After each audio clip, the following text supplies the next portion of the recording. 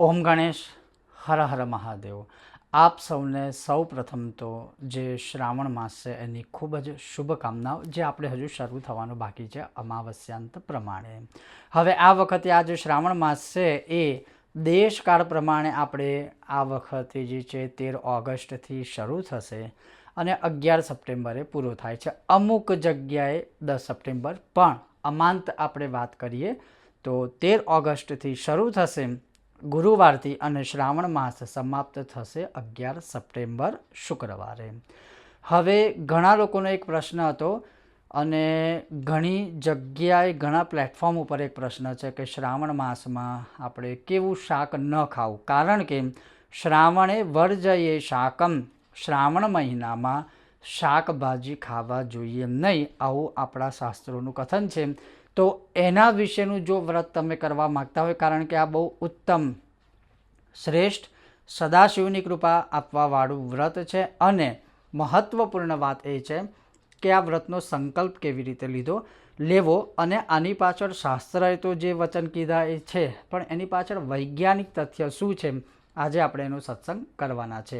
જો તમને આ સત્સંગ વિડીયો પસંદ આવે, લાઈક કરશો, શેર કરશો, ચેનલ પર નવા છો તો સબસ્ક્રાઈબ કરજો। તો ચાલો સત્સંગ શરૂ કરીએ।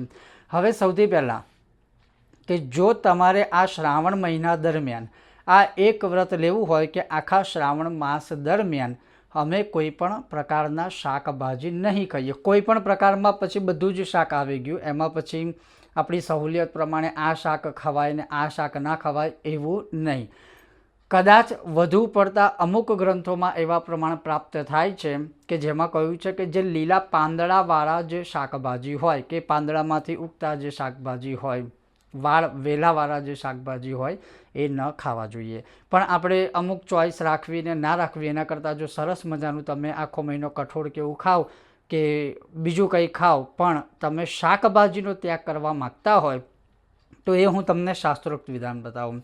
જ્યારે આ શ્રાવણ મહિનાનો આરંભ થાય ત્યારે પહેલા જ દિવસે તમારે આ સંકલ્પ લેવાનો, આ શાસ્ત્રીય વિધાન તમને સમજાવું છું। તમે એમનમ માસ ઉપવાસ આદિ કરો અને શાસ્ત્રોના વિધાનથી કરો, આ બંનેમાં ઘણું મોટું અંતર છે। તમે જો શાસ્ત્રોના વિધાનથી કરશો તો એનું ફળ તમને પ્રાપ્ત થશે। શ્રાવણ મહિનાની જ્યારે શરૂઆત થાય ત્યારે પહેલા જ દિવસે તમે તમારા મંદિરની સામે બેસી અથવા તો શિવાલયમાં શિવજીની સન્મુખ બેસી જમણા હાથમાં જળ લેવાનું અને જળ લઈને આ સંકલ્પ લેવાનો કે માસમ કૃતસ્ય શાક વર્જન વ્રતસ્ય સાંગતાર્થમ બ્રાહ્મણાય શાકદાનમ યથાકાલે વા માસાંતે દાનમ કરીશે, શાકદાનમ કરીશે। એટલે એનો અર્થ એવો થાય કે જ્યારે તમે આખો મહિનો શાકભાજી ખાતા નથી, શાકભાજીનો ત્યાગ કરો છો, ત્યારે આખો મહિનો તમે આ વ્રત ઉપવાસ કરી દો અને જ્યારે શ્રાવણ મહિનો પૂરો થવાનો હોય એટલે અમાસના દિવસે, શ્રાવણ મહિનાની અમાસના દિવસે, એ દિવસે તમે તમારી શક્તિ પ્રમાણે, તમે જે આખો મહિનો શાક નથી ખાધું, શાકભાજીનો ત્યાગ કર્યો છે, તો તમે તમારી શક્તિ પ્રમાણે ફૂલ લઈને ફૂલની પાંખડી પણ શાકભાજીનું એ બ્રાહ્મણ દેવતાને દાન કરવું, જેથી આખા મહિના દરમિયાન તમે જે શાકભાજીનું ત્યાગ કરેલો છે એ દાન જ્યારે તમે કરશો તો તમારું આખું એ વ્રત સફળ થશે। હવે જે રીતે મેં કીધું એમ કે લગભગ મોટાભાગના એવા તથ્યોને પ્રમાણો પ્રાપ્ત થાય છે કે પાંદડાવાળા કે લીલા પાંદડાવાળા કે વેલામાંથી ઉગતા જે કંઈ શાકભાજી હોય એનો ત્યાગ વિશે લખ્યું છે, પણ આપણે લગભગ જોવા જઈએ તો એમાં દરેક પ્રકારના શાકનો ત્યાગ કરવો જ્યારે આપણે આ સંકલ્પ લેતા હોય ત્યારે। હવે એની પાછળ આ શાસ્ત્રોનું તો વચન તમને મળી ગયું। હવે એની પાછળ વૈજ્ઞાનિક તથ્ય શું છે, તો આપણને ખબર છે કે શ્રાવણ મહિનો એટલે ભરપૂર વરસાદનો મહિનો। હવે એ વરસાદમાં અતિવૃષ્ટિ થાય કે અનાવૃષ્ટિ થાય, જેને લઈને આ જે શાકભાજી હોય છે બધા સડી જાય છે ક્યારેક ક્યારેક, જેને લઈને એ શાકભાજીમાં છે કીટક એટલે કે કીડા મંકોડા જીવડા પડતા હોય, જેને ખાવાથી આપણને અનેક પ્રકારના રોગો થઈ શકે। અને તમે ઘણી જગ્યાએ સોશિયલ મીડિયામાં જોયું હશે કે અમુક પ્રકારના શાકભાજીમાંથી ઈયળો નીકળે, અમુક પ્રકારના શાકભાજીમાંથી નાના સાપના બચ્ચા પણ નીકળતા હોય છે। એટલે તમે જુઓ, આપણા ઋષિમુનિ એ સમયમાં જ્યારે આ ગ્રંથો એમણે રચના કરી, ગ્રંથો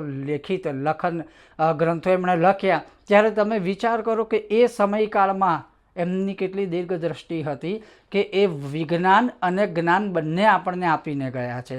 એટલે કહેવાનો અર્થ છે કે વર્ષા ઋતુમાં ઉગતા વધારે પડતા જે શાકભાજીઓ છે એમાં રોગ કરનારા જીવાણુ, વિષાણુ અથવા તો કોઈ કીડી મંકોડા કે કીટક કે જીવડા ના આપણા શરીરમાં જાય અથવા એને ખાવાથી આપણને કોઈ રોગો ના થાય, એના કારણે આ મહિનામાં એવું કહ્યું કે આપણે શાકભાજીનો ત્યાગ કરવો.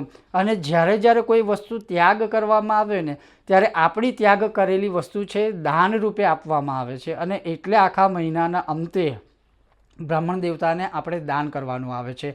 તમે જોશો કે આખા શ્રાવણ મહિના દરમિયાન આપણે ભગવાનને, ઠાકોરજીને, શિવજીને, હરિને કે આપણા દેવી દેવતાઓને અલગ અલગ પ્રકારના આપણે જે છે એ શાકભાજીના હિંડોળા કરીએ, ફળફળાદીના હિંડોળા આદિ કરીએ છીએ. કારણ કે જ્યારે મનુષ્ય પોતે કશું ત્યાગ કરે ને ત્યારે આપણે કરેલો જે ત્યાગ છે એ ભગવાનને સ્વીકાર કરવામાં આવે છે અથવા ભગવાન એનો સ્વીકાર કરે એમ. અથવા તો જ્યારે મનુષ્ય કોઈ વસ્તુનો ત્યાગ કરે ને ત્યારે એક વ્યક્તિએ કરેલો ત્યાગ એ બીજી વ્યક્તિ માટે એને જે કરેલો ત્યાગ છે એની વસ્તુ કે વિષયની એને પ્રાપ્તિ થતી હોય છે. એટલે મૂળ કહેવાનું તાત્પર્ય ખાલી એટલો છે કે શ્રાવણ મહિનામાં જો તમે આ એકમાત્ર વ્રત કરવા માગતા હોય આખો મહિનો કે હું શાકભાજી નહીં ખાઉં, તો શાસ્ત્ર પ્રમાણે આ રીતે સંકલ્પ કરી અને પછી એનું આચરણ કરવું. અને મેં કીધું એમ કે જો સહુલિયત પ્રમાણે કરવાનું હોય તો સંકલ્પ ન કરવો, અન્યથા એ દોષ કે પાપ આપણને લાગી શકે છે. આ વિશે તમારું શું મંતવ્ય છે તમે કોમેન્ટ બોક્સમાં જરૂરથી જણાવી શકો છો. ઓમ ગણેશ, હર હર મહાદેવ, જય સિયારામ.